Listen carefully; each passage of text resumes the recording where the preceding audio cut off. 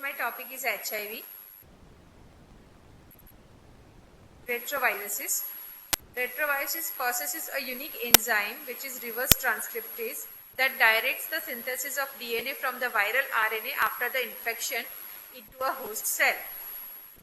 So genus lentivirus contains human immunodeficiency virus which is HIV1 and 2, and there is a genus delta retrovirus that contains human T cell lymphotropic virus 1 which is HTLV1.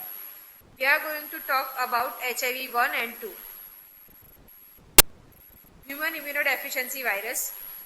HIV is the etiological agent of acquired immunodeficiency syndrome, the biggest threat of the last 3 decades. What is the history of or origin of the AIDS? First case of the AIDS was described from New York in 1981. Discovery of HIV-1 from Pasteur Institute in Paris in 1983. HIV in humans was believed to be acquired from chimpanzees. Coming to morphology, they are spherical and 80 to 110 nanometer in size. HIV is an enveloped virus. The envelope is made up of lipid part is host cell membrane derived, while protein part has 2 components. One is the glycoprotein 120 which is GP120. This is, you can see in the picture, GP120. It has knob-like spikes on the surface. And glycoprotein 41, this is GP41. They form a anchoring transmembrane pellicles. Here. Nucleocapsid. So capsid is icosahedral in symmetry, made up of a core protein with a densely cylindrical inner core which encloses RNA.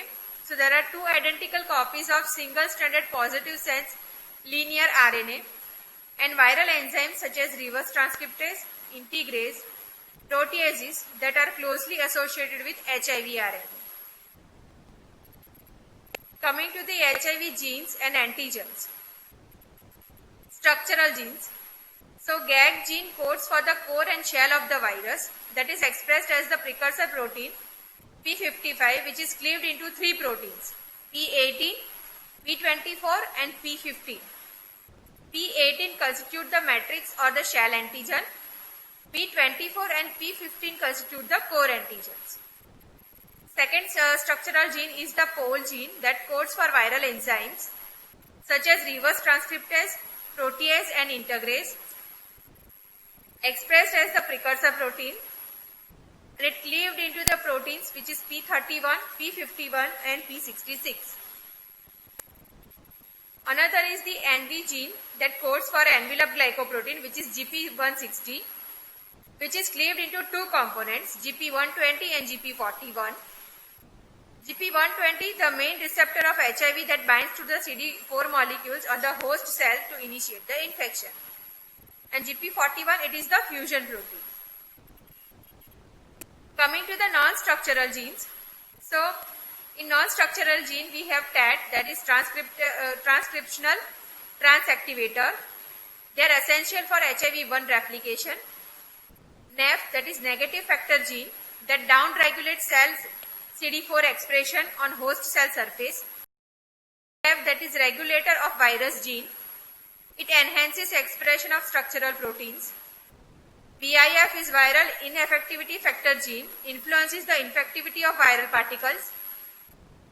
VPU, that promotes the CD4 degradation and release of progeny viruses from the host cell, and are tie-specific, that is expressed only by HIV-1.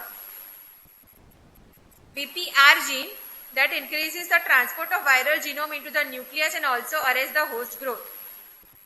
VPX, that found in HIV-2 but not in HIV-1, which is closely related to VPR gene. And LTR, it is a long terminal repeat sequences that present on both the ends and provides promoter, enhancer and integration signals. Coming to the antigenic variations and diversity of HIV. HIV shows extensive antigenic diversities. So there is a high rate of mutation due to error-prone nature of reverse transcriptase enzyme. Most notably, it is a NV gene. Envelope proteins most major target against which antibodies are produced. Hence, mutations in NV genes is the main reason which explains why HIV evades the host immune response and vaccination against HIV is extremely difficult. Coming to HIV serotyping, based on the sequence difference in NV gene, HIV comprises of two serotypes. This is HIV 1 and 2. In HIV 1 is divided into three distinct groups, that is M, N and O. Recently, HIV related to gorilla SIV was identified in Cameroon woman in 2009 and has been proposed as group P. M is the dominant group worldwide and it comprises of 10 subtypes or clades, which is A to J. Subtype C is the most common form of worldwide, which is 47%. It is also the dominant form in the southern and eastern Africa, India and China. Coming to HIV-2, that comprises of 8 groups, that is A to H, and group A is the most common form. Disinfection and inactivation of the virus. HIV is inactivated completely by the following treatments: household bleach 10%, an infected needle or syringe for 10 minutes, ethanol 50% or isopropanol 35%, Lysol 0.5% for 10 minutes, paraformaldehyde 0.5%, it cannot penetrate tissue sufficiently, so it is for 10 minutes, hydrogen peroxide is 0.3% for 10 minutes, heating the serum inactivation at 56 degrees Celsius for 10 minutes, that is for the dried blood or lyophilized blood products that would be needed 68 degrees Celsius for 72 hours. An extreme of pH, that is pH 1 or pH 13. Coming to the various modes of transmission and their risk. Through the blood transfusion, 90 to 95% worldwide risk of transmission. The total percentage of transmission in world is 5 while India is 1. Parent to child, it is 20 to 40% chance. Sexual intercourse in vaginal 0.05 to 0.1. Anal is 0.065 to 0.5. And oral is 0.005 to 0.1. And which is rare in the world and not reported in the India. Injection drug abuse is 0.5 to 1%. Needle stick exposure is 0.3 to 0.1%. Viral load is the maximum in blood, genital secretions and CSF, variable in breast milk and saliva, and 0 to minimal in other body fluids or urine. Saliva may contain inhibitory substances like fibronectin and glycoproteins, which prevent transmission of the virus. Coming to the pathogenesis. So first is the receptor attachment. So which are the main receptors for HIV? HIV enters into the target cells by binding its GP120 to the CD4 receptors on the host cell surface. CD4 molecules are mainly expressed on helper T cells. A second co-receptor, which is chemokine receptor, acts as a co-receptor for HIV that binds to GP120. Their examples are CXCR4 molecules which present on the T lymphocytes, CCR5 molecules present on the cells of macrophages lineage. DC sign, a dendritic cell-specific lectin receptor, may facilitate transport of HIV by dendritic cells to lymphocytes. HIV replicates further in the T cells. After attachment, replication. So there is a fusion, penetration and uncoating will happen, reverse transcription happens, pre-integration complex and integration will be there. Now coming to the latency, and then HIV is different from other latent viruses as it is able to replicate even in latent stage and is infectious to the neighboring cells. Coming to the disease progression. Which are the factors affecting disease progression? First is the viral factor, that is viral fitness, co-receptor usage, generation of escape mutants and latency. And what are the host factors? That includes genetic factors such as polymorphism of HLA and chemokine receptors. HLA types A24, B35, B8 and C4 associated with rapid disease progression, while HLA, B27 and B57 associated with slow disease progression. Mutations in the co-receptor genes like CCR5, And environmental factors includes nutrition and co-infection. Types of disease progression in people living with HIV or AIDS. So if it is a typical progressor that develops into the AIDS within 10 years, so percentage of PLH is 80 to 90% of the people. A rapid progressor is within 2 to 3 years. That consists of 5 to 10% of the people. Long-term non-progressor. So after long time like 10 to 30 years, without antiretroviral treatment, they show less than 5,000 HIV RNA copies per ml. So usually associated with CCR5 mutation. And that is 5% of the people. An allied controller, which is a subset of LNTP. So after a long time like 10 to 30 years, without ART, they show less than 50 RNA copies per ml, which is below detectable level. So these consist of less than 1% of the people. Natural cause, which is a typical progressor, we have talked about it. So about 80 to 90% of the HIV infected individuals are typical progressor. So within a median survival time of approximately 10 years, they will show the typical disease. Acute HIV or acute retroviral syndrome. So following infection, HIV carried to the lymph nodes and other lymphoid tissues where further multiplication occurs in the T cell.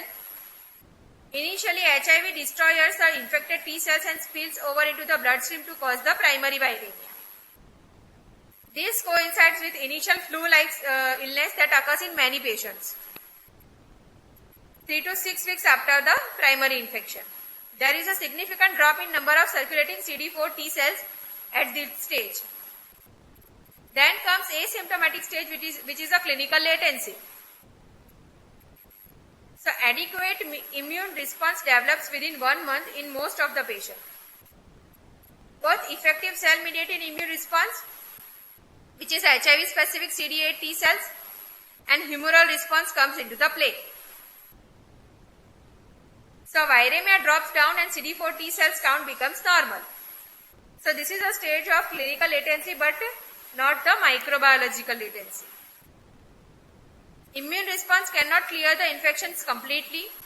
So HIV infected cell persists in the lymph nodes and there is a high level of ongoing viral replication. That may last for 10 years but ranges from few months to 30 years. And once the latency is broken, the disease progresses rapidly and death usually occurs within 2 years if untreated. Then comes persistent generalized lymphadenopathy. So as a result of HIV replication in lymph nodes, 25 to 30% of the infected people who are otherwise asymptomatic develop the lymphadenopathy. So PGL is defined as enlarged lymph nodes of more than 1 centimeter in size in 2 or more non-contagious sites that persist for at least 3 months. PGL must be distinguished from other causes of lymphadenopathy such as lymphoma. Then comes symptomatic HIV infections or AIDS-related complex. So after variable period of clinical latency, the CD4 T cells level starts falling. So eventually patient develops the constitutional symptoms, that is unexplained diarrhea lasting for more than 1 month, weight loss more than 10% of the body weight, fatigue, malaise and night sweat, mild opportunistic infections such as oral thrush. Coming to the AIDS, gradually the patient moves towards the advanced end stage of HIV infection, which is characterized by rapid fall in CD4 T cell count, high viral load, lymphoid tissue totally destroyed and replaced by fibrous tissue, opportunistic infections, development of neoplasias, and development of direct HIV-induced manifestations such as HIV encephalopathy. Now coming to the clinical stages of the HIV, which is WHO clinical staging. Stage 1, 2, 3 and 4. In stage 1, there are asymptomatic HIV infection and PGL. In stage 2, unexplained moderate weight loss, herpes zoster, angular cheilitis, recurrent oral ulcers, papilloproteotic eruptions, seborrheic dermatitis. Stage 3, unexplained weight loss which is more than 10%, chronic diarrhea more than 1 month, persistent fever more than 1 month, oral candidiasis, oral hairy leukoplakia, pulmonary tuberculosis. Stage 4 testing syndrome will be there. Bacterial opportunistic infections like recurrent severe bacterial infections, extrapulmonary tuberculosis, recurrent septicemia will be there. Viral opportunistic infections like chronic HSV, progressive multifocal leukoencephalopathy, fungal opportunistic infections like pneumocystic jirovecii, esophageal candidiasis, parasitic opportunistic infections like toxoplasma encephalitis and neoplasmas like Kaposi sarcoma, and other conditions like HIV encephalopathy which are directly related. Coming to the epidemiology. So global situation. So since discovery, 78 million people have been infected. In 2016, 1.8 million new cases of HIV infections occurred globally. And prevalence, so at the end of the 2016, about 36.7 million people were living with HIV. In Sub-Saharan Africa remains the most severely affected. Swaziland is a state in Southern Africa, has world's highest HIV prevalence in adults.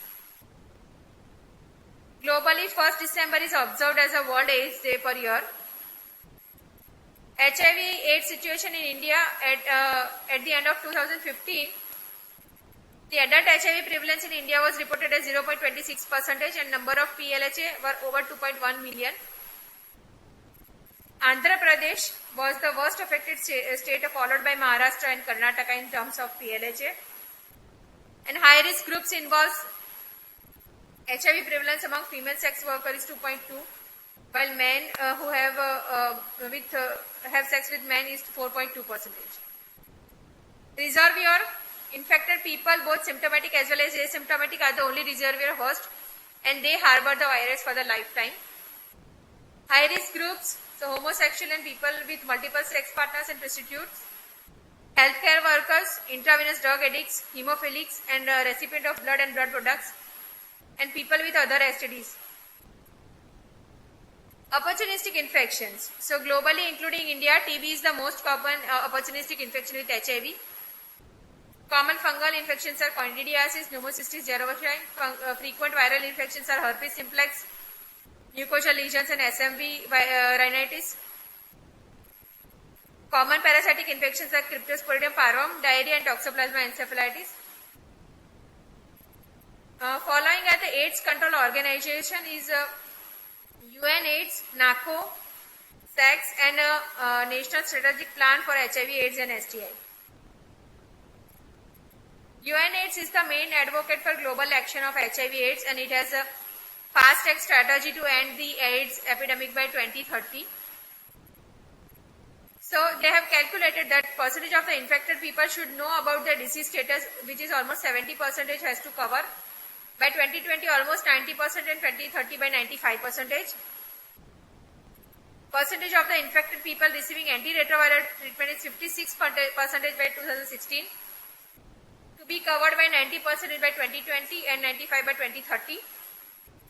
And percentage of people receiving ART have viral suppression 60 to 70%, which is till 2016. It has to be gone to 90 by 2020 and 95 by 2030. New infection is 1.8 million in 2016. To be decreased to 5 lakhs in 2020 and 2 lakhs in 2030. So, what are the kinetics involved in immune response, which we have already discussed? So, viral entry into the body leads to transient blood on high levels of viremia and P24 antigenemia. Antibodies of different classes like IgM, IgA, IgG, they appears. There are structural proteins, regulatory proteins and accessory proteins. So, in structural you have GAG, NB, POL. In regulatory protein you have NAF, RAV and TAT, while accessory is VIF, VPU and VPR. The window period is 3 to 12 weeks. The antibodies to GAG protein usually appears first, though antibodies to NV proteins and POL proteins may also be produced simultaneously. As infection progresses to AIDS, antibody to P24 usually declines as P24 antigen rises concomitant with progression of disease to AIDS. However, antibodies to NB protein persist throughout the infection. Anti-HIV antibodies. So among the antibodies like IgA, M and G that appears, only IgG response is consistent and long lasting. So most currently available assays detects IgG antibodies. IgM response appears earlier than IgG, but sensitivity is low and detectable for a short period. It is valuable for identifying early seroconversion like 2 to 11 days, particularly following needle stick injury and infection in the newborns. And detection of IgA is useful in seromucous secretions like saliva and in the newborns. Coming to the laboratory diagnosis, a number of moral, ethical and legal psychosocial issues are associated with the positive HIV status. So 3 C's to be taken in mind while performing the test for HIV. Consent is to be taken. Confidentiality must be there as the patient's status may be positive. And counseling, if the test comes positive, you have to counsel the spouse or the family and individuals for their behavioral changes.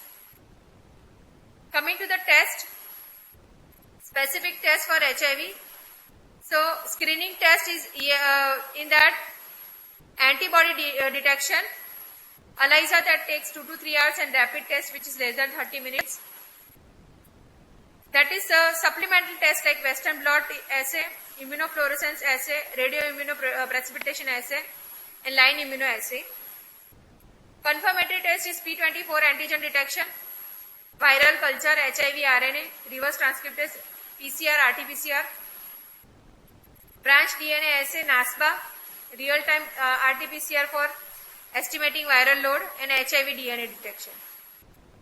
Non-specific are low CD4 T cell count, hypergammaglobulinemia, neoprotein, beta-2 macroglobulin and altered CD4 to CD8 cell ratio. Antibody detection. Detection of anti-HIV antibodies is the mainstay of diagnosis of HIV. So there are screening assays, usually takes less time. High sensitivity, they must detect all positive sera even if some false positive results may occur. Should be confirmed, so result of a screening test should never be used as the final interpretation of HIV status. So there can be a false positive result or a technical error, so it is always subjected to a confirmatory test. So antigen used in most of the screening tests is HIV-1 specific, that is P24, GP120, GP160 and GP41. HIV-2 specific is GP36. So they detect HIV-1 and 2 either separately or together. ELISA. So in ELISA screening test at blood banks and tertiary cares, they are sensitive, specific and cost effective. Different type of ELISA kits are there. So generation first that uses crude preparation of HIV antigen yields more false positive, so not now used. Generation 2 uses recombinant antigens of HIV. Third generation usually synthetic oligopeptides antigens of HIV. And fourth generation ELISA detects both HIV antibodies and antigen, which is P24, by using combination of recombinant or synthetic peptides. A rapid or simple test. So developed for easy performance and quick results. Requires less than 30 minutes. Most commonly used test in India is dot blot assay, immunochromatography, particle agglutination or Coombs test. Supplemental test. So here highly specific antibody detection methods are used for validation of positive result or screening test. It is expensive, labor intensive, need expertise to interpret and may also give equivocal or intermediate results. So Western blot is the most commonly used supplementary test available, and that is recommended by NACO. It detects individual antibodies in serum separately against various antigenic fragments of HIV, like antibody to GAG gene product, antibody to Pol gene product and antibody to NV gene products. The antigen-antibody complex appears as a distinct bands on the nitrocellular strip as it is shown in the figure here. Different bands are seen against which the name of the proteins are written. WHO criteria is the presence of at least 2 envelope bands with or without gag or pole bands, and CDC criteria is presence of any 2 out of P24, GP21, GP60 or GP41 bands. Coming to the detection of P24 core antigen, the P24 antigen becomes detectable after 1 to 2 weeks, mean 12 days of infection, and lasts for 3 to 4 weeks thereafter. This is less sensitive. Recently, antigen dissociation assay has been developed which involves pre-treatment of serum to an agent which liberates P24 antigen from the immune complexes. This has shown a better sensitivity. So what are the uses of doing P24 antigen detection? So for confirmation of diagnosis of HIV or AIDS, diagnosis of HIV during the window period, to diagnose late stage of HIV or AIDS or CNS disease, diagnosis of HIV in infant, monitoring the progress of HIV infection and to resolve equivocal Western blot results. Viral RNA detection. The detection of viral RNA is the gold standard method for confirmation of HIV diagnosis. Various formats available like reverse transcriptase polymerase chain reaction, branch DNA assay, NASBA and real-time RT-PCR for estimating viral load. Apart from routine diagnosis of HIV, RNA detection has several other uses such as most sensitive and specific method, detects even few copies of viral RNA and is the best method for the confirmation of HIV. Best tool of diagnosis HIV during window period. Viral load monitoring. So real-time RT-PCR can quantify the viral load and is most appropriate tool for monitoring the response to antiviral retroviral therapy. Typing. So RT-PCR can successfully differentiate between HIV1 and HIV2 infection and can detect specific genotype or subtype. Detection of drug-resistant gene. DNA PCR. So PCR detecting proviral DNA is extremely used for diagnosis of pediatric HIV and to differentiate latent HIV infection from active viral transcription. It is also useful during window period. Viral load is estimated and detection of genotypes. Isolation of the virus from blood or tissues. So isolation is the time consuming, expensive, take longer time and not sensitive. Due to lower number of available cell cultured and paucity of infected cells in the sample that are present. So two methods are used for viral isolation. In direct method, peripheral blood mononuclear cells from the patients are cultured in vitro in presence of mitogen phytohemagglutinin. While in the co-cultivation method, the blood mononuclear cells from heterologous HIV uninfected donor are stimulated with PHA, and after 48 to 72 hours, the stimulated cells are cultured along with the PBMC from the patient. Non-specific or immunological test is CD4 cell count that assess the risk of opportunistic infections and initiation of antiviral therapy and monitoring the response of antiviral therapy. Abnormal proteins such as neoprotein, beta-2 microglobulin and soluble interleukin-2 receptors are produced by the peripheral blood mononuclear cells. NACO strategy for HIV diagnosis has formulated the strategy depending on the situation or the condition for which the test is done. The positive results of the patient's first screening test should be either considered and confirmed by another one or two screening tests. The first screening test should be highly sensitive, whereas the second and third screening test should have a high specificity. The three screening tests should use different principles or different antigens. Supplemental or confirmatory test should be used only when the screening test results are equivocal or intermediate. So here it is shown that for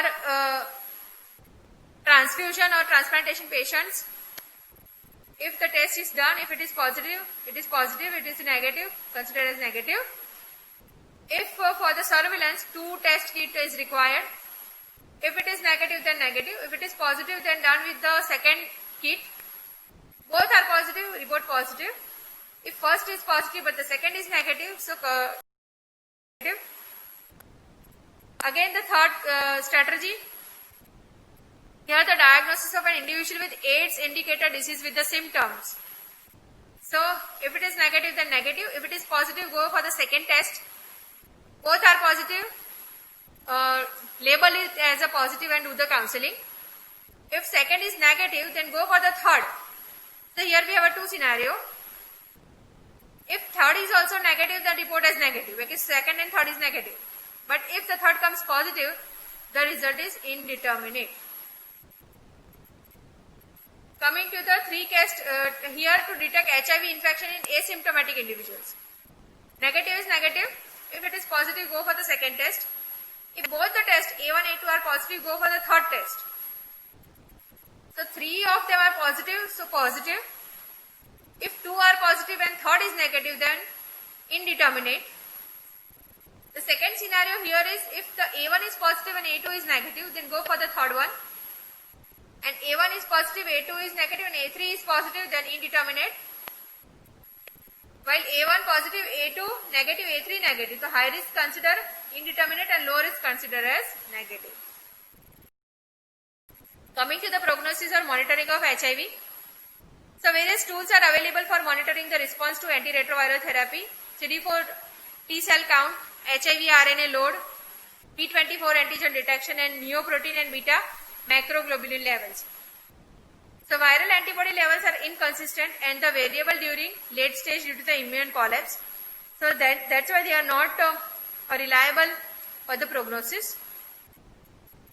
Diagnosis of pediatric HIV. So the routine screening methods like ELISA and rapid test detect IgG antibodies. They cannot differentiate between baby's IgG or maternal transferred IgG. So hence cannot be used for the diagnosis of pediatric HIV. As all maternal antibodies would disappear after 18 months, therefore IgE assay can be performed after 18 months of the birth. The recommended methods for pediatric are the HIV DNA detection, most recommended, HIV RNA detection, P24 antigen detection and IgG ELISA, which is only after 18 months of age. Diagnosis in window period. So window period refer to the initial time interval between the exposure and appearance of detectable levels of antibodies in serum. Antibodies appears in blood within 2 to 8 weeks after infection but usually becomes detectable after 3 weeks to 12 weeks with the assay available presently. It can be as low as 22 days when the third generation antibody detection kits with high sensitivity are used. P24 antigen detection, it detects by 1 to 2 weeks. And HIV RNA detection is the best method detection earliest by 12 days. Coming to the treatment modalities, there are antiretroviral drugs available. So how we will go?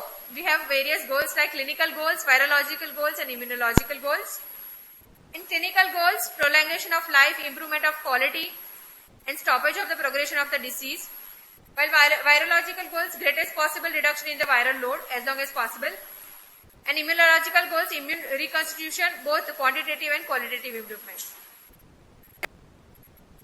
Transmission goal is reduction of HIV transmission in individual. So based on this CD4 cell count, WHO stage of the disease and associated opportunistic infections, the ART and associated drugs is to be prescribed. So here is the highly active antiretroviral therapy which is HAART. So there are first line regimes which is NACO recommended, that includes 3 different type of drugs. Then TLE is tenofovir, lamivudine and efavirenz. The regime is to be given. There are various older regimes to be followed. Then monitoring of CD4 count and viral load to be monitored every 3 to 6 months. Then there are second line regimes. If the patient is not responding to primary regime or develops toxicity, then switch over to protease inhibitors which are the regimen based. Then comes opportunistic infection. It should be adequately treated with appropriate antimicrobial agents. And cotrimoxazole prophylaxis for the prevention of pneumocystis pneumonia. Problems pertaining to use of ART. So although early start of ART can reduce the risk of disease progression, there may be other factors that pose deleterious effect on quality of life. Toxicity and adverse effects of ARTs, especially lipid abnormalities and drug interactions. High cost of the regime, risk of development of drug resistant virus, and limited therapeutic options. Then comes immune dysconstitution inflammatory syndrome, that is IRIS, that occurs in some cases of AIDS during the recovery phase following start of ART. As the viral load decreases, the immune system begins to recover, but then responds to previously acquired opportunistic infection with an overwhelming inflammatory response that paradoxically makes the symptoms of infection worsen. Coming to the post-exposure prophylaxis is that required to reduce the risk of transmission after the occupational exposure, such as needle stick injury or sharp injury. So every hospital should have a nodal center for PEP management, and it should be start within 2 hours of the exposure. The single daily dose of tenofovir plus lamivudine plus efavirenz is given for another 28 days. Now, what are the NACO guidelines to prevent neonatal HIV? So, in the pregnant woman who are found to be HIV reactive are initiated with lifelong ART. Newborn babies are initiated on the 6th week of syrup nevirapine immediately after birth and may be extended up to 12 weeks if the duration of the ART of mother is less than 24 weeks. And baby is also initiated on cotrimazole prophylaxis at 6 weeks till 18 months. Coming to the vaccines, well, we have already discussed about the mutation. So, high mutability of the virus is the single most important factor. The concept of live attenuated or even killed vaccine is impracticable due to the possible risk of inactivation of the virus. Long latent period between exposure and appearance of the symptoms. Lack of ideal small animal models for studying of HIV infection. There are ethical issues like difficulty in getting human volunteers for HIV vaccine trials. Natural immunity fails to clear HIV as it targets cells of immune system. And HIV is a retroviral, so viral genome soon gets integrated into host genome. Hence, it provides short window of opportunity to control. Even though approaches and trials are done for the vaccines like SAV001 killed whole virus vaccine trial, RV144 trial, VaxGene trial, STAB trial, HVTM 505 trials, and trials in India like adeno-associated virus and modified vaccinia Ankara virus as a vaccine vector. So, in the prime boost strategy, 2 or more different vaccines are used to broaden the intensity of immune response. And examples includes vector viruses used as a prime T cell response and along with a subunit booster or a DNA vaccine booster. In spite of intense research, effort and finance involved, none of the trials has been approved for human till use. Thank you.